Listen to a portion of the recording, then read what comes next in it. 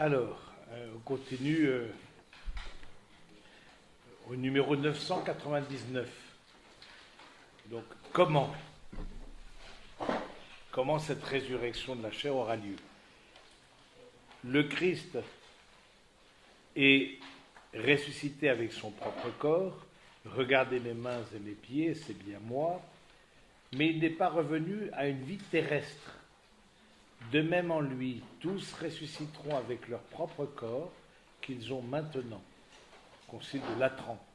Mais ce corps sera transfiguré en corps de gloire, en corps spirituel. Donc, on a un petit peu évoqué ce matin la manière d'être corps glorieux, c'est pas quelque chose qui nous est familière, donc on pense que, mais voilà, avec notre propre corps qui sera comme irradié, parce qu'on sera en communion avec Dieu, irradié par la gloire de Dieu, et élevé à une dignité supérieure, parce qu'on est fils de Dieu, pour le coup, on n'est pas simplement ami de Dieu comme là-dedans avant la chute, on est fils de Dieu, donc par le baptême. Donc du coup, on a une glorification, et on arrivera comme baptisé dans le royaume de Dieu. De même, on arrivera comme confirmé.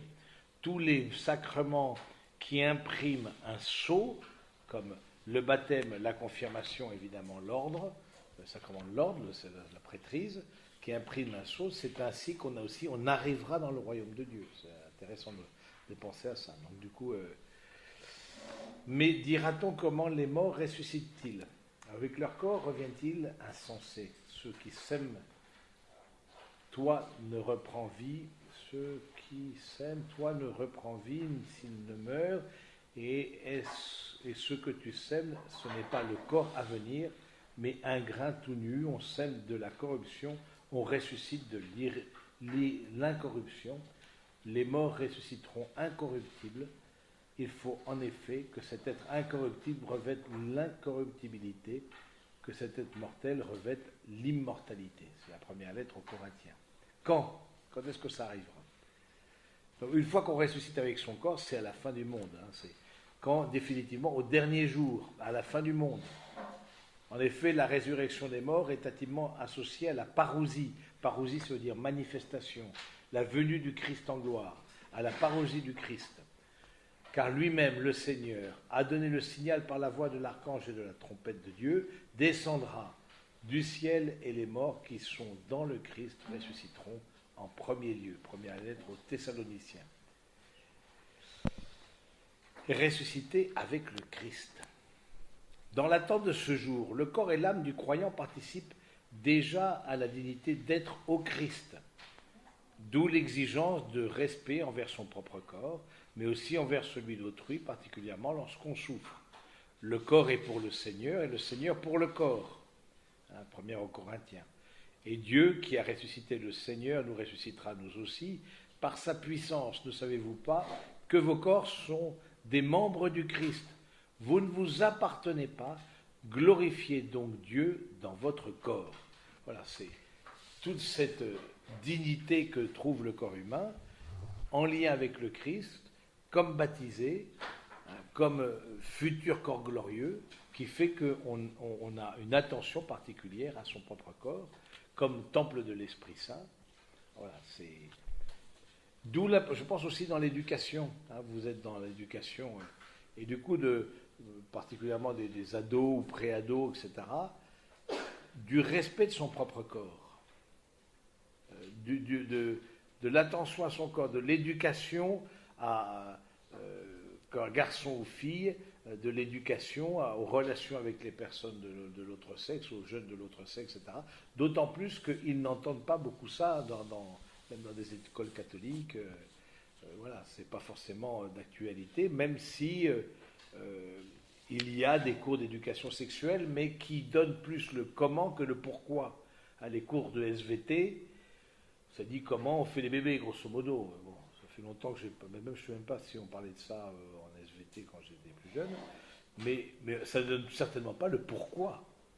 Quelle est la finalité de l'union intime des époux? C'est quoi la finalité? Et pourquoi se préserver quand on est adolescent? Et qu'est-ce qu'on peut regarder, qu'est-ce qu'on ne peut pas regarder? Il y a toujours un malin qui montre avec son portable un truc porno, etc. Bon voilà, ça fait partie, le cousin, le machin, le fils de bonne famille ou quoi qu'est-ce, voilà. Du coup, que vous puissiez libérer la parole et qu'il puisse y avoir une parole libre dans votre famille là-dessus. T'as vu ça, ça t'a choqué, qu'est-ce que t'a choqué, pourquoi est-ce qu'on t'en a parlé? Le pire, vous voyez, dans les questions sexuelles, c'est de rester seul. Et je vois bien dans l'accompagnement des couples, bon, les questions sexuelles, ce n'est pas des questions simples parce que c'est lié à la culpabilité, puis c'est lié à une certaine honte, etc. Bon. Et c'est difficile. Et le pire, c'est de rester seul. Alors que ce soit pour votre vie de couple, vous pouvez avoir des pannes, vous pouvez avoir des moments de tentation, qu'on puisse parler, tiens, j'ai été tenté par telle personne, voilà, elle puisse le dire à son conjoint. Ce qui permet de désamorcer la chose.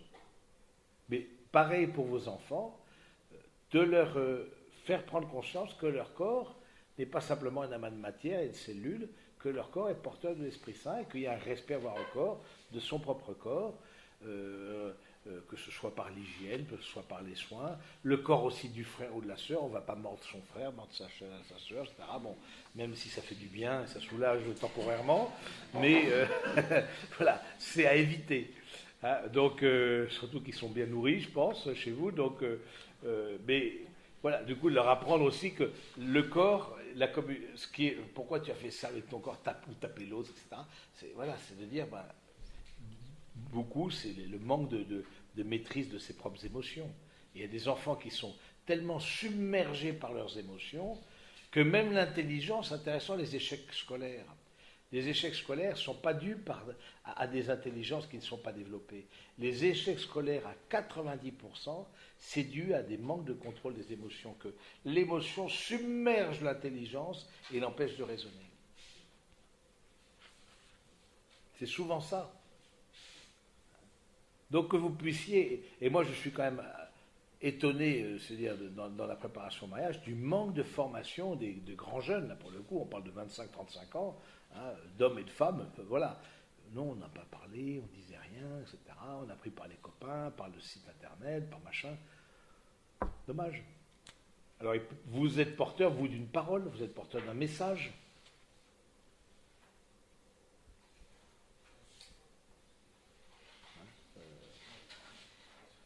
Je pense que c'est...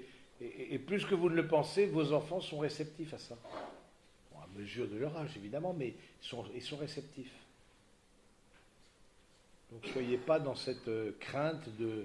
Ça veut dire aussi un certain travail sur soi-même, comme père de famille, comme mère de famille, de parler à son garçon, à sa fille, des choses de la vie, du désir qu'il peut ressentir. Est-ce que tu as ressenti ça? Est-ce que venez nous parler si vous avez des choses qui vous troublent. Si vous voyez, voilà, n'hésitez pas à en parler. Ou il peut y avoir, je trouve, il y a aussi dans l'Église des relais, comme Teen Star, par exemple. Teen Star, c'est tout ce qui est l'éducation affective et sexuelle dans les collèges et lycées. Le clerc aussi fait des choses. Dans le scoutisme, il peut y avoir aussi des relais qui sont donnés. Du coup, des moyens que d'autres personnes puissent parler de façon plus libre et que vous puissiez, mais à reprendre en famille et à reprendre personnellement, évidemment. Mais ça s'enracine dans ça, dans le fait que glorifiez donc Dieu dans votre corps. Voilà. Ne savez-vous pas que vos corps sont les membres du Christ? Il n'y a pas que notre âme, la fine pointe de notre âme qui est en contact avec le Seigneur, notre corps aussi est en contact avec le Seigneur. On est corps et âme à l'imitation et à la ressemblance de Dieu, à l'image et à la ressemblance de Dieu, corps et âme. Pas seulement notre âme, la fine pointe de l'âme. Le corps aussi est à ressemblance de Dieu et à l'image de Dieu. C'est pour ça qu'il n'y a rien de sale dans le corps. Ce qui est sale, c'est ce qui peut habiter le cœur de l'homme ou de la femme. Mais dans le corps humain, il n'y a rien de sale.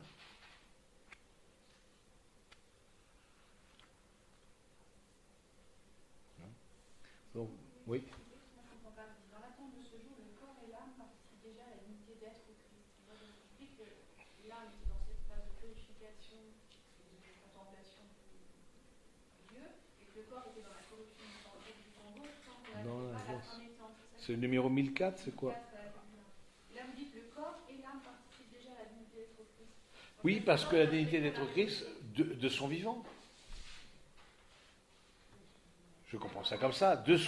Dans l'attente de ce jour, le corps et l'âme du croyant participent déjà à la dignité de son vivant. Vous avez été temple de l'Esprit Saint, baptisé, etc. Et alors, au moment de la mort Le corps participe de la dignité d'être au Christ, même cadavre. Même dans la corruption du Ben, bien sûr. même dans la Et bien sûr. D'où le respect dû aux morts et aux cadavres. Je suis désolé de terminer la session sur les cadavres, mais bon, c'est pas très fun, mais en même temps, c'est notre destinée à tous à plus ou moins court terme, ou long terme, mais voilà, on participe de la dignité d'être Christ, même un corps sans vie, sans son âme, principe de vie, et appartient à la dignité d'être Christ. Oui. Alors rassurez-vous, c'est que le mariage ne perdure pas dans la vie éternelle. Donc ça peut être une source d'action de grâce, mais Alléluia. Maintenant, la preuve, c'est que le mariage est pour ce monde. La preuve, c'est quoi la preuve de ça? On peut se remarier. Quelqu'un dont l'époux, le conjoint décède, ou l'époux, etc. Comme dirait l'autre, quand l'un de nous mourra, je te regretterai beaucoup. Mais voilà, c'est le mariage est pour ce monde. Parce que le mariage est signe de l'alliance. Quand vous êtes face à l'alliance, il n'y a pas besoin de signe de l'alliance. Il y aura, oui. Il y aura quand même quelque chose, un petit quelque chose, oui. Mais il y aura un petit quelque chose, oui, parce qu'il y aura toutes les personnes avec qui on aura un lien. Pour en galère. Toutes les personnes avec qui on a un lien d'amour, que ce soit aussi vos enfants, etc., ce lien d'amour, on le retrouvera. Mais il sera en Dieu. Mais il ne sera pas, c'est pas le sacrement du mariage, c'est pas que, parce que vous êtes signe de cette alliance avec Dieu, comme époux marié dans le Christ, vous êtes signe, mais quand il y a la vision, pourquoi est-ce qu'il faut le signe? Il n'y a pas besoin du signe.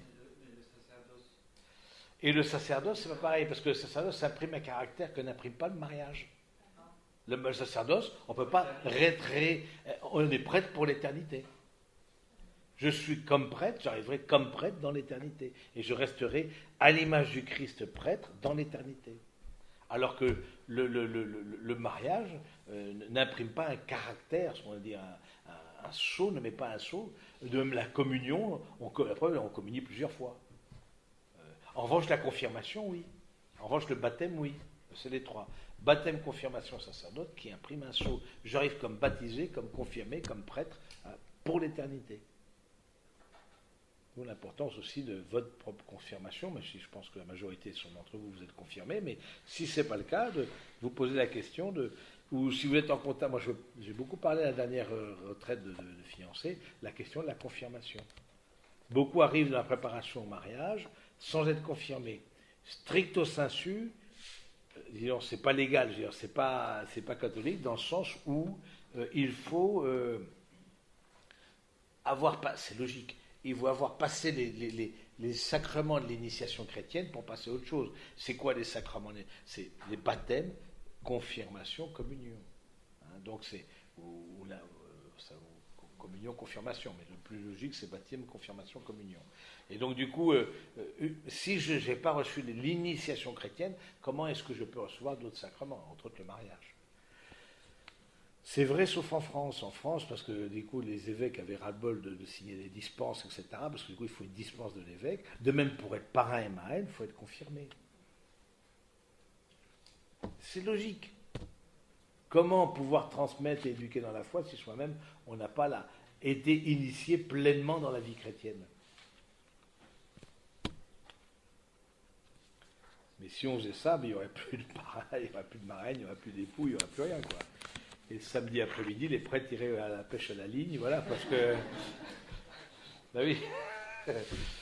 Alors du coup, on se dit, mais non, on va essayer de rattraper un petit peu, etc. Mais bon. Sans beaucoup d'effet, je veux dire. Contrairement à la réalité commerciale, la vie spirituelle, c'est pas en bradant qu'on attire.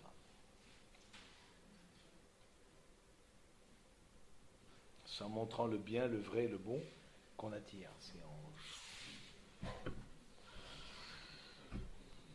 Maintenant, je suis très admiratif des pères qui sont en paroisse, du travail qu'ils font, etc. Parce que bon, il y a une telle inculture chrétienne, une telle. Et si vous dites non à quelqu'un pour le mariage, c'est fini, vous ne le revoyez plus. C'est fini. Il ne baptisera pas les enfants, il ne fera rien. Hein? Ok. Mourir dans le Christ Jésus. Pour ressusciter avec le Christ, il faut mourir avec le Christ. Il faut quitter ce corps pour aller demeurer auprès du Seigneur. Dans ce départ qu'est la mort, l'âme est séparée du corps. Elle sera réunie au corps le jour de la résurrection des morts. C'est en face de la mort que l'énigme de la condition humaine atteint son sommet. En ce sens, la mort corporelle est naturelle, mais pour la foi, elle est en fait le salaire du péché. Pour ceux qui meurent dans la grâce du Christ, elle est une participation à la mort du Seigneur, afin de pouvoir participer aussi à sa résurrection. La mort est le terme de la vie terrestre. Nos vies sont mesurées par le temps, au cours duquel nous changeons, nous vieillissons. Et comme chez tous les êtres vivants de la terre, la mort apparaît comme la fin normale de la vie. Cet aspect de la mort donne une urgence à nos vies. Le souvenir de notre mortalité sert aussi à nous rappeler que nous n'avons qu'un temps limité pour réaliser notre vie. Du Qoéleth, c'est l'Ancien Testament, Qoéleth, souviens-toi de ton Créateur au jour de ton adolescence, avant que la poussière ne retourne à la terre selon qu'elle était, et que le souffle ne retourne à Dieu qui l'avait donné. Voilà, donc la mort pour le chrétien, donc je vous ai en parlé un peu ce matin, c'est la question d'une urgence, la question nous aurons une fin à notre existence, et tous les saints vraiment rappellent le fait de se remettre face à notre mort, non pas de façon dépressive ou négative, mais se remettre face à notre mort comme une invitation à la conversion. On se remémore aussi que nous aussi nous sommes mortels. Alors je ne sais pas si je vous ferai comme l'abbé de Rancé. L'abbé de Rancé, un des acteurs de la réforme de l'ordre cistercien, qui a fait les trappistes, et qui avait connu une aventure avant d'être moine avec une jeune fille, etc. Cette jeune fille était morte. Il avait récupéré le crâne de la jeune fille, il l'avait mis sur son bureau pour se rappeler, voilà, que tout ce qui est chair est mortel, et donc pour l'aider à durer dans la fidélité. Bon, c'était un peu, c'était une autre époque, mais qu'on a fait des travaux à l'abbaye, dans le sous-sol, etc., on a découvert, parce qu'il est probable qu'une des ailes de l'abbaye ait été construite sur le cimetière des frères de l'époque médiévale, et donc on a retrouvé beaucoup d'ossements. Du coup, on l'a mis dans un ossuaire, voilà. Donc, mais je trouve ça beau, et on passe régulièrement le lundi, on prie notre chapelet, on fait une station là au cimetière, face au cimetière, aux frères qui sont enterrés là, et je trouve c'est bien parce que ça redonne toute une saveur à la vie au fond. La mort, c'est une rencontre, c'est pas pour le chrétien, c'est une rencontre, c'est pas la fin, c'est le début. Et tout ce que nous vivons, c'est une préparation.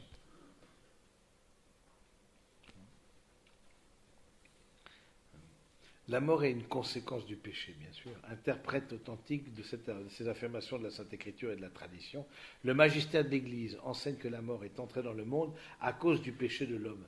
Bien que l'homme possédât la nature mortelle, Dieu le destinait à ne pas mourir. La mort fut donc contraire au dessein du Créateur.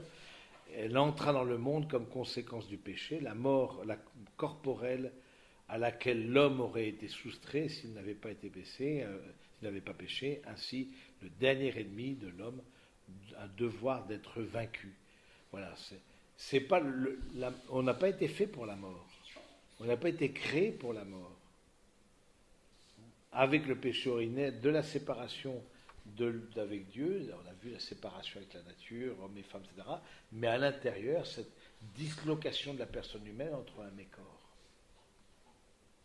Mais ce n'était pas le projet initial, c'est la suite d'une liberté qui entraînait à la mort. La mort est transformée par le Christ. Jésus, le Fils de Dieu, a souffert lui aussi la mort propre de la condition humaine. Et c'est important ça, que le Christ soit mort et non pas simplement passé, parce qu'il y a tout un dialogue théologique. Est-ce que le Christ est vraiment mort et n'est pas mort mais serait comme ressuscité immédiatement, ou est-ce qu'il aurait vraiment connu ce que nous connaîtrons, c'est-à-dire la séparation de l'âme et du corps?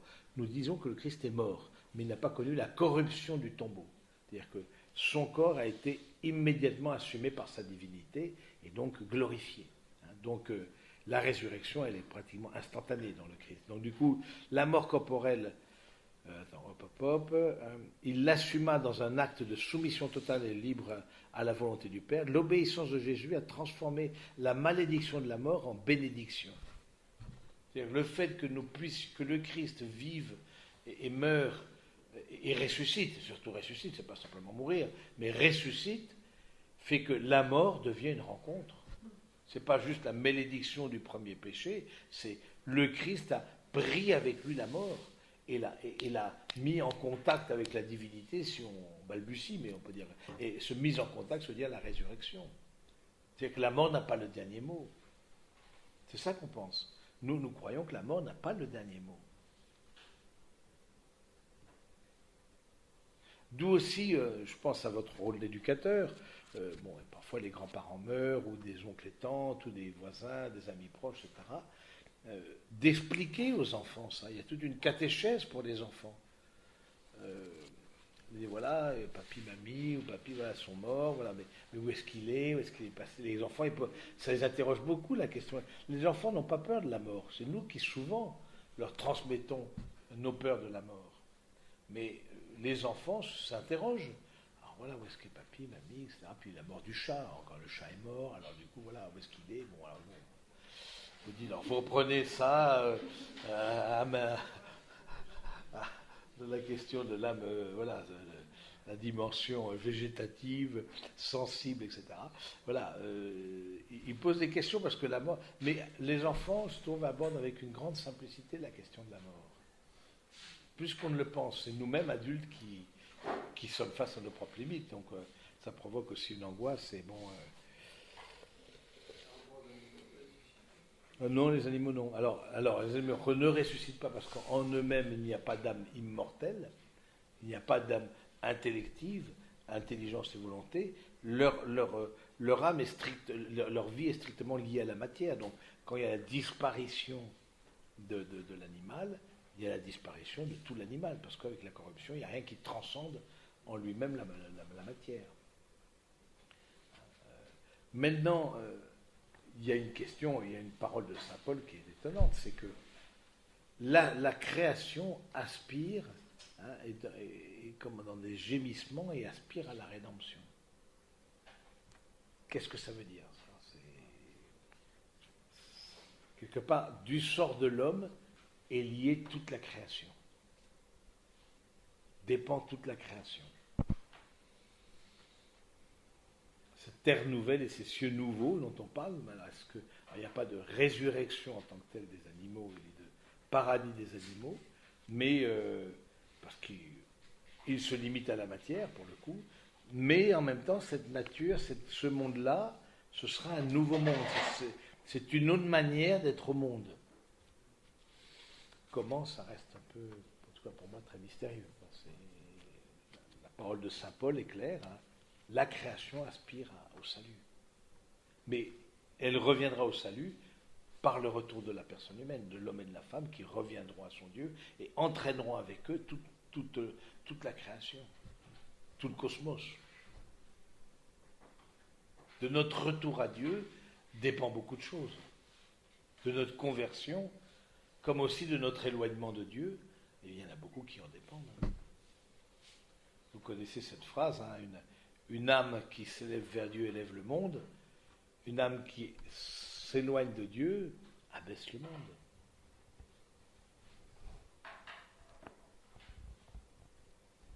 Il y a des enjeux, et ça la vie chrétienne, il y a un véritable enjeu dans nos vies.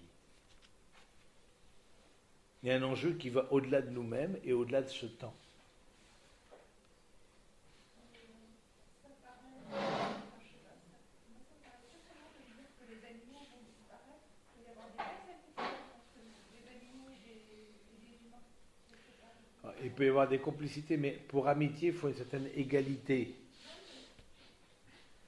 Pas amitié, mais comment dirais-je? Il y a- Et une tendresse, il y a une tendresse, il y a une affectivité, c'est du domaine émotionnel.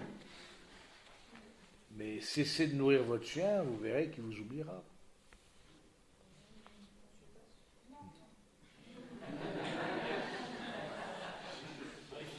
Ben, essayez au moins. S'il y en a un autre qui le nourrit, il est probable qu'il arrive à l'autre. Bon, là, le chien, on me dit le fidèle, le plus bel, le grand ami de l'homme. Ça. Mais bon, dans la personne animale, dans l'animal, il n'y a pas de dimension qui excède qui excède la matière, quoi. Ah, j'aime bien cette parole du curé d'Ars, on est la fête du curé d'Ars aujourd'hui, il disait, laissez une paroisse sans prêtre, ils termineront par adorer les animaux.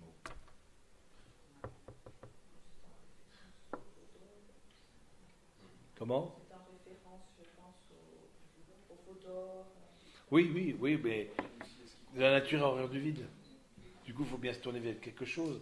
Et Ça veut dire que le souffle de vie qui anime les animaux n'aurait pas la même origine. non, ils sont pas. Il n'y a pas une procréation. C'est une reproduction. À l'origine. Oui, d'accord. Mais il n'a pas été créé à l'image de la ressemblance. Et donc pas créé pour l'éternité. D'un Dieu qui est éternel. Ils ont été créés pour la personne humaine, on a vu hier avec l'écologie, etc., on est responsable, oui, gardien de la création, et donc notre conversion par rapport au plaisir immédiat, notre confort, etc., a des conséquences sur la nature, mais on ne peut pas dire que les animaux aient une survivance après leur corruption. Oui, mais si Dieu veut leur donner une nouvelle direction, Dieu veut ce qu'il peut, mais nous, on n'est pas Dieu, donc du coup... mais bon, en tout cas, rien dans la Bible dit ça. oui, voilà, c'est ça. Mais je me demande si on ne limite pas l'amour de Dieu. Oui, mais déjà, on ne le limite pas. Pour nous-mêmes, on le limite déjà. Donc, commençons à travailler sur nous. C'est la protection animale, mais c'est marrant cet engouement pour la protection animale qui est très bien. Ne pas faire souffrir les animaux, ne pas faire... Bon, ça, on est tout à fait pour.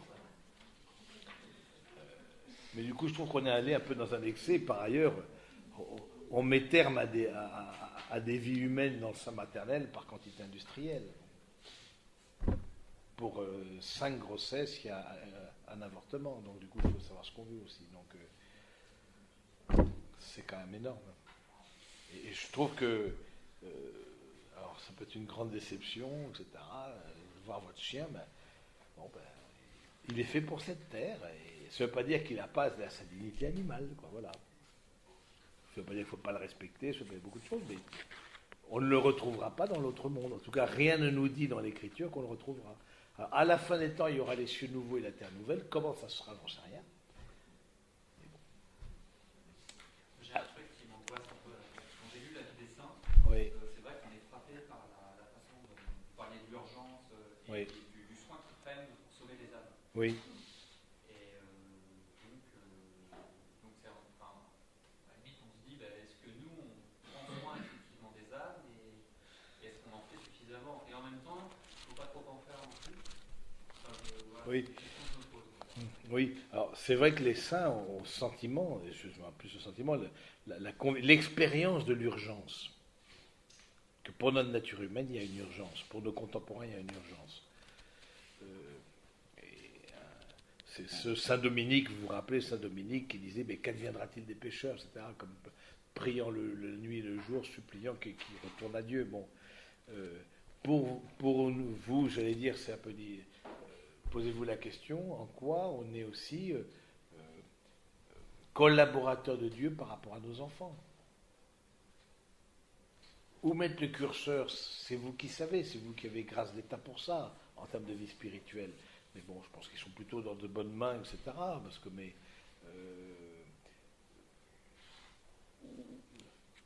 maintenant, c'est vrai qu'en dehors des enfants, la question de l'évangélisation, ça se pose. Des personnes qui sont dans une ignorance totale, et on a vu qu'est-ce qui blesse l'intelligence, c'est l'ignorance et l'erreur. Mais des personnes qui sont dans une ignorance totale des choses de Dieu, c'est pas leur rendre service, même pour leur propre vie humaine. Et c'est vrai que l'urgence de l'évangélisation, alors de transmettre, mais c'est là où on voit que la foi, retour à la case départ le premier jour, la foi est une grâce. C'est pas force de la foi vient pas de la conviction, je convainc quelqu'un. S'il est touché par notre discours bien, s'il n'est pas touché, tant pis. On n'est que d'un moyen, mais qu'on puisse ressentir comme un manque, et vous imaginez comme prêtre, voilà, encore plus, je veux dire, tous ceux alors on dit le Seigneur supplée, etc., tous ceux qui sont loin de Dieu, tous ceux qui sont surtout dans une indifférence spirituelle, tous ceux qui... Notre devoir de chrétien, je trouve, d'écrire notre histoire sainte, en fait. C'est que par là qu'on pourra vraiment... Vous dites écrire dans quel sens? Comment le Christ a agi dans notre Ah oui, vie, de témoigner. Oui, c'est ça, oui. Parce que finalement, en fait, si on ne le fait pas, personne ne fera une place. Il faut savoir nous, finalement, oui, alors qu'est-ce que... témoigner. Tout à fait. Ensuite, on peut dans l'Église. C'est bon, on est en des convictions. La foi s'appuie sur les témoignages, et ça depuis les apôtres. Le témoignage, on le reçoit, on ne le reçoit pas. Ça, c'est la liberté. Et c'est là, ça nous échappe. Quelque part, il y a une manière où ça nous échappe. Je pense qu'il faut accepter ça de ne pas avoir barre sur la vie spirituelle. Obligation de moyens, c'est ce qu'on a vu. Maintenant, mais vous voyez parmi vos frères et sœurs, parmi vos cousins, cousines, dans vos familles, etc., il y a tout le spectre au niveau de la vie spirituelle, du très impliqué, au bouffeur de curé parfois. Donc, ça nous échappe, ça. Et puis, voilà, et puis il y a des chemins vers Dieu qui ne sont pas nos chemins, là. Je me confie à votre prière, là. Après, là, cet après-midi, je partirai pour célébrer un mariage. Et donc, lui, elle est de famille aristocratique, très enracinée dans la foi, etc.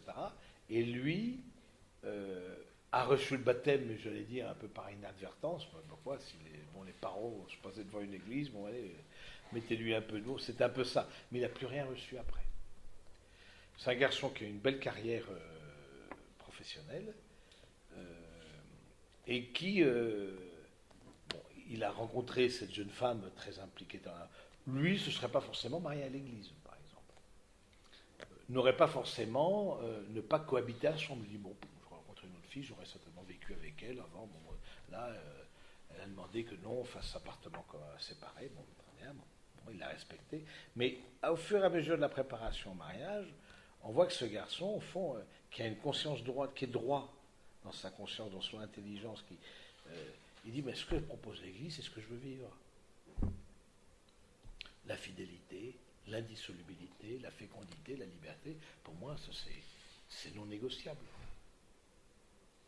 Et pourtant, il n'a jamais été catéchisé, il n'a jamais fait sa première communion.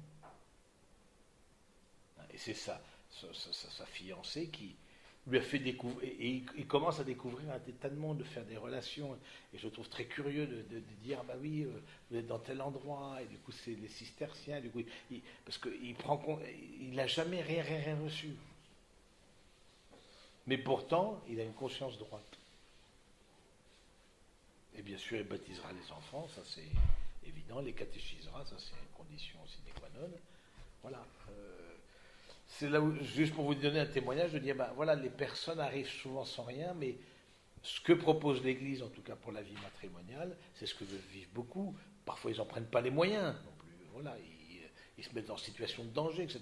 Mais même s'ils ne sont pas mariés à l'Église, une tromperie reste une tromperie. Et c'est douloureux. Parce qu'on sent qu'il y a quelque chose qui n'est pas en place. C'est pas ça que je voulais vivre.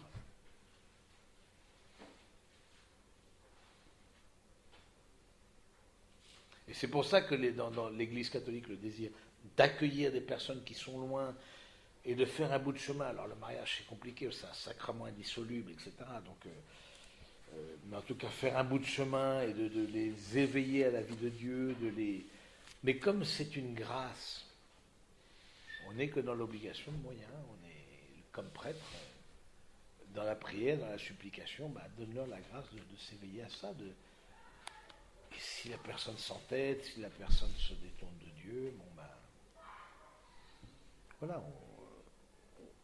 je pense que la vie spirituelle nous amène à une telle modestie, à une telle humilité. On est propriétaire de rien. Une telle dépossession, décentrement de nous-mêmes.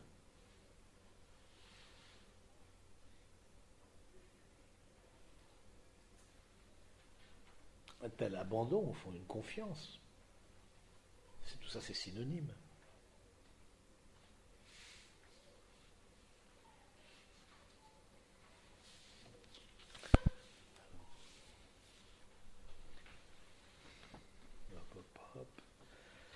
Le sens de la mort chrétienne. Grâce au Christ, la mort chrétienne a un sens positif. Pour moi, la vie, c'est le Christ et mourir est un gain. C'est Philippiens, au chapitre 1, verset 21, c'est saint Paul. C'est là une parole certaine. Si nous mourrons avec lui, nous vivrons avec lui, de seconde lettre à Timothée.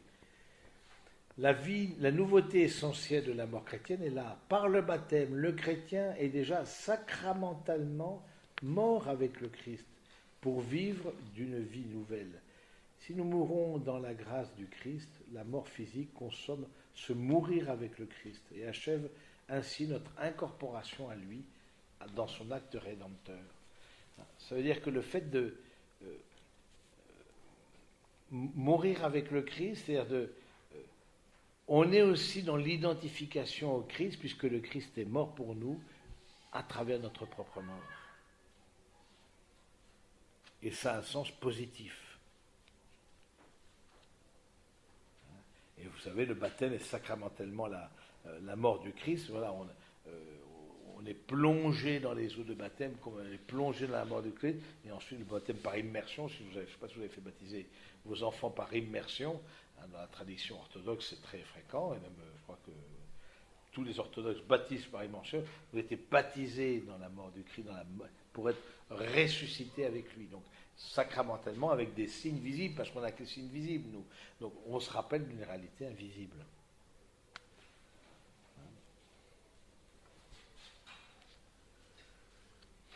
Il est bon pour moi de mourir dans le Christ Jésus plus que régner sur les extrémités de la terre.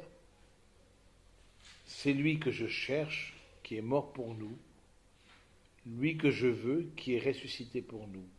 Mon enfantement approche, laissez-moi recevoir la pure lumière. Quand je serai arrivé là, je serai un homme, saint Ignace d'Antioche, un martyr. Vous voyez, dans le chrétien, il y a une forme de tiraillement. C'est ce qu'on appelle en théologie le déjà et le pas encore. Déjà et pas encore. C'est-à-dire, nous sommes déjà sauvés, mais pas encore dans la plénitude. Le monde est déjà racheté, mais on voit encore le mal à l'œuvre. Nous sommes déjà dans... La vie éternelle commence déjà, puisque nos actes retentissent dans l'éternité. La vie éternelle commence déjà, mais nous ne sommes pas encore dans la vision. Ce déjà et ce pas encore est important. On est comme... oui, il y a une forme d'écartèlement pour le chrétien. Il se sent dans ce monde de passage. C'est ce que dira saint Paul. Nous sommes de passage. Nous sommes pèlerins. Nous n'avons pas de maison stable en ce monde.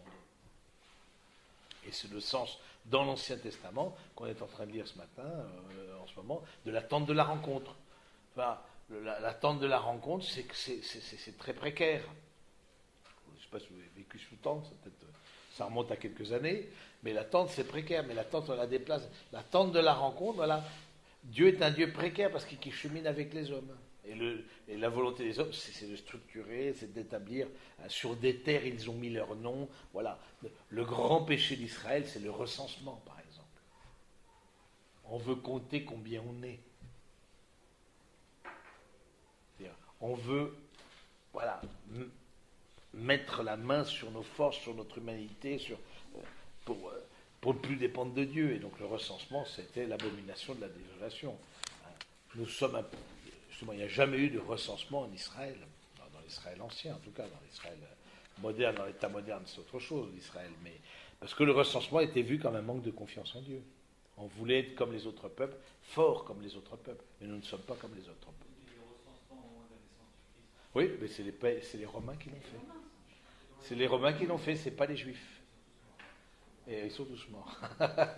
Non, mais c'est vrai, le recensement, c'était l'occupant romain qui faisait le recensement.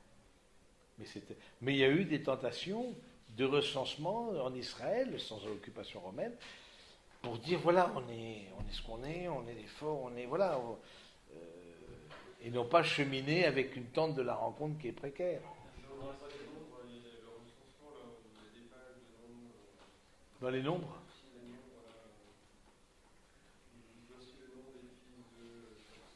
Oui. Mais recenser tout le peuple d'Israël, par exemple, les généalogies, si vous avez lu les généalogies du Christ, c'est jamais un recensement parce qu'il manque beaucoup de gens. Il n'y a pas 14 générations d'Abraham jusqu'à Moïse, il y a beaucoup plus de générations parce que bon, l'idée du recensement, c'était l'idée de vouloir être dans une toute-puissance. Alors que Dieu lui-même habite une maison de toile. Comment toi tu vas être dans la toute-puissance si Dieu habite dans une maison de toile? Et cette maison de toile, c'est la préfiguration de notre humanité. Hein, on est voilà, pèlerin, on est en route vers le viatique, hein, c'est ça. On est en route vers. On est de passage.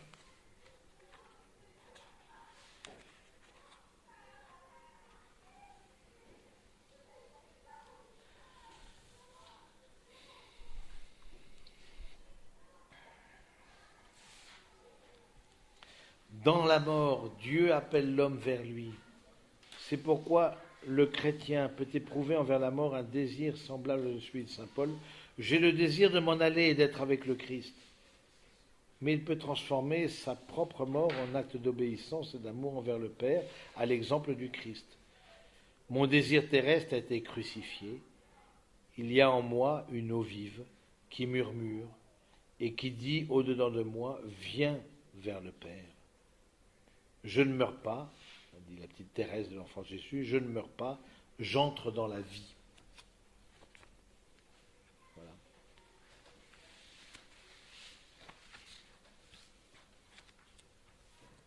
Je trouve beau de terminer cette session, justement, même si c'est un côté un peu lourd peut-être, mais de terminer la session sur la contemplation du royaume et la fin de notre vie terrestre.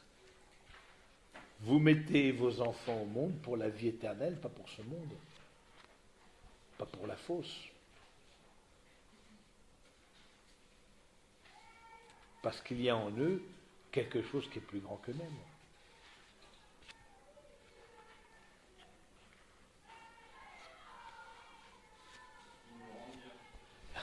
Nous le rend bien. Oui, c'est sûr, oui. Ah ben forcément, c'est la vertu d'espérance que on sera, ça nous oblige à aller plus loin que nos peurs, ça fait notre espérance qu'on sera avec le Seigneur, quoi. Et il y a quelque chose en nous qui ne se résout pas au néant, ce que je vous ai déjà dit, à la fin, il y a quelque chose qui ne se résout pas, quoi.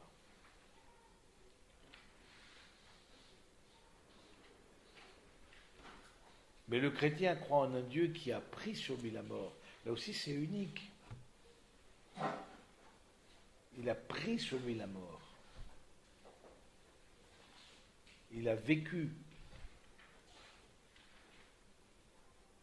Donc ça donne une espérance, évidemment, et puis il l'a traversé. Il en est ressorti victorieux.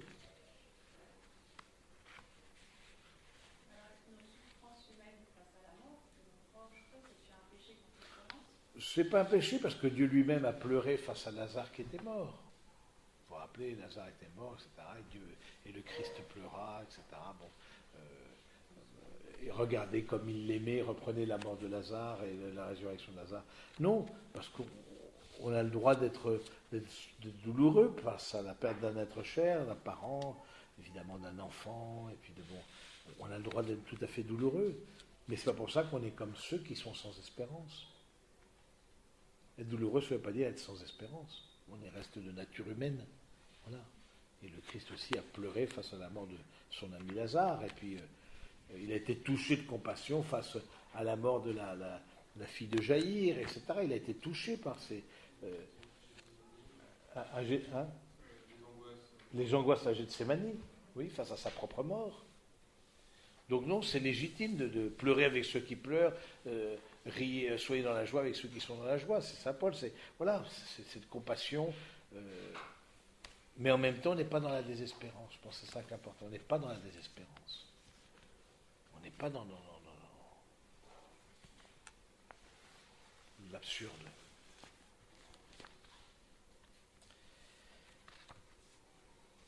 On est dans une grande espérance de contempler avec Dieu, d'où l'importance de prier pour nos morts, de faire dire des messes aussi. Ça permet un peu de faire dire des messes. Mais l'important, c'est qu'on fait dire des messes pour les défunts, c'est-à-dire qu'on confie nos défunts au Christ, on demande que les mérites de sa passion soient vraiment appliqués à nos défunts. Voilà, le faire de visiter les tombes, par exemple.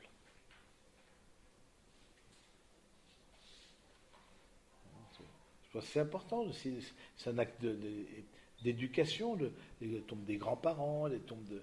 Mais pas comme quelque chose de morbide, au contraire, comme quelque chose, voilà, cette terre-là, elle va terminer.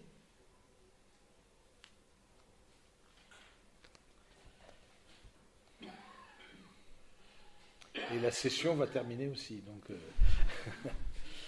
Bien, mes amis, bon courage dans votre cheminement. Alors, je vais reprendre les livres. Alors, ceux qui ont les... Voilà, je vais les reprendre pour... je ne sais pas, Père Eric, tu aurais des... Non, rien de spécial. Bon. Oui, une question. Le credo, c'est un truc qu'on partage avec les chrétiens. Alors, on partage en grande partie quand je dis je crois en l'Église catholique. Là, on le partage. Alors, les protestants disent je crois en l'Église universelle, etc. La dimension ecclésiale est différente, mais pour le reste, oui. La vie éternelle. Ils le disent dans leur célébration. Sinon, la communion des saints, c'est que dans un des credos. Oui. La communion des saints, c'est dans le credo de Constantinople, dans le symbole des apôtres. La communion des saints, c'est-à-dire que je crois que je peux avoir un lien particulier, que dans l'Église, il y a seulement l'Église des vivants, mais il y a l'Église des défunts. C'est-à-dire que je suis en lien avec les personnes qui sont décédées. Oui. Question, à Montdijon, pour les âmes du purgatoire, Oui. est-ce qu'il y a un monastère, une communauté qui prie pour les enfants avortés? Non, pas à ma connaissance, mais ça pourrait être le cas des enfants qui n'ont pas pu voir le jour, etc. Non, peut-être aussi pour leurs parents aussi, je pensais aussi prier pour un parent. Non, je ne sais pas. Mais à Montligeon, c'est vrai, il y a cette tradition, et qui a été remise, je veux dire, au goût du jour par la communauté Saint-Martin, de prier pour les âmes du purgatoire. C'est traditionnellement un lieu. Et nous, on reçoit souvent des trentins, ce qu'on appelle des trentins, c'est-à-dire 30 jours d'intercession pour une âme en particulier, qui nous viennent de Montligeon. C'est important de dire ça, de dire que... Et je m'associe... Alors, je verse une obole à la communauté qui célèbre les messes, mais je m'associe aussi spirituellement. Je dis, de tel jour à tel jour, on vous demande de vous associer spirituellement, soit en participant à la messe, soit en vous unissant par la prière. Soit pas simplement, voilà, je donne une obole et puis je m'en débarrasse. Donc la communion des saints, c'est ça, c'est de dire que j'ai une responsabilité par rapport aux saints qui m'ont précédé, qui seraient en cheminement, mais aussi une demande d'aide de ceux qui m'ont précédé. Ce n'est pas forcément les saints canonisés. Ça l'est. Les saints canonisés sont des modèles pour l'Église universelle. Mais il y a des tas de personnes qu'on estime qui sont dans un état de sainteté par leur vie. Ma grand-mère, je suis sûr qu'elle est auprès du Seigneur. Par exemple, c'est une sainte femme. C'est notre Père Jean, que peut-être certains ont connu, un saint homme de Dieu. Peut-être on ne fera jamais de procès de canonisation. Bon, voilà, mais on n'a pas de doute qu'il soit avec le Seigneur. Juste pour information, il y a des parcs, enfin, il y a un lieu maintenant où on peut être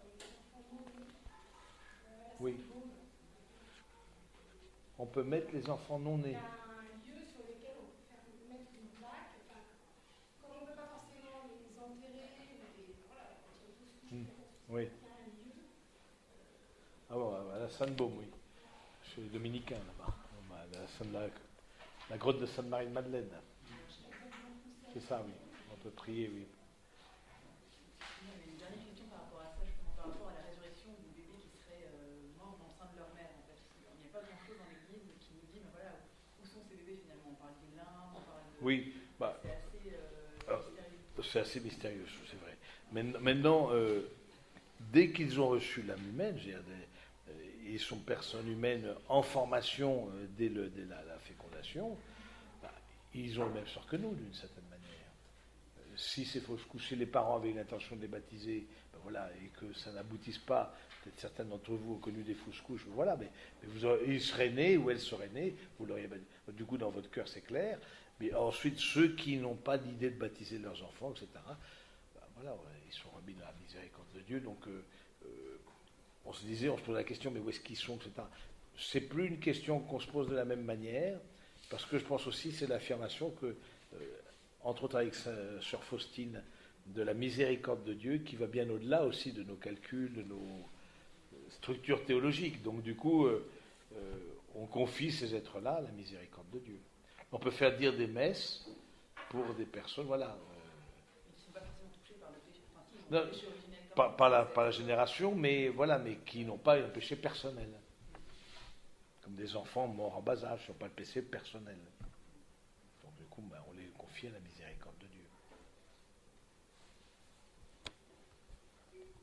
Souvent, ils ouvrent la porte du ciel, en fait. Mais Oui. on entend quand même se dire, voilà, Oui, ces enfants-là, oui, ces enfants qui...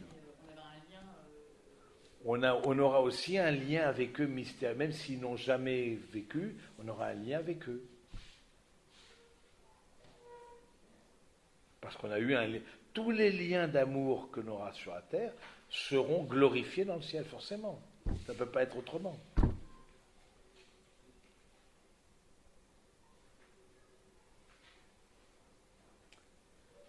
Allez, mes amis.